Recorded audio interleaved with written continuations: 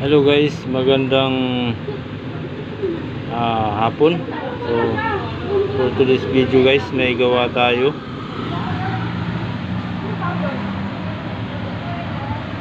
TC150. Loose thread yung tornilyo sa ano guys, sa tawag nito, sa tambucho. Ito po yung head niya. So loose thread yung itong ano, yung dalawa kasi naka oversize na kasi ng ano to. So pag nagpa-machine shop kasi hindi agad-agad matatapos, kaya may sikanan ako dito, binigay ko kay sir ng mura lang kasama na gawa. So ito yung papalit namin, head. Lilipat ko na lang tong laman dito sa kabila. So bago natin ilipat yung barbula dito sa kabila guys,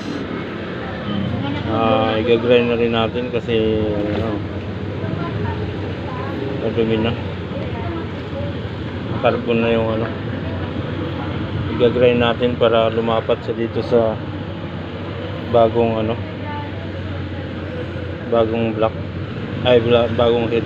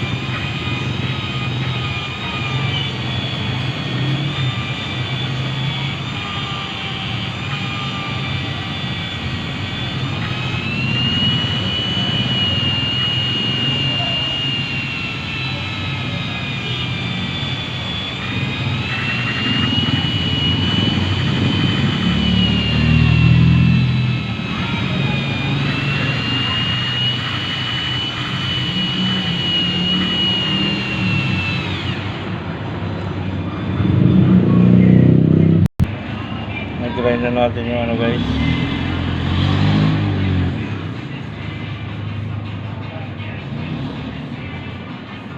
Pati yung ano nag-grind na rin. Simple na natin to. Nakakabit na natin yung barbula guys. So ikabit na natin to doon sa salpak na natin doon sa makina.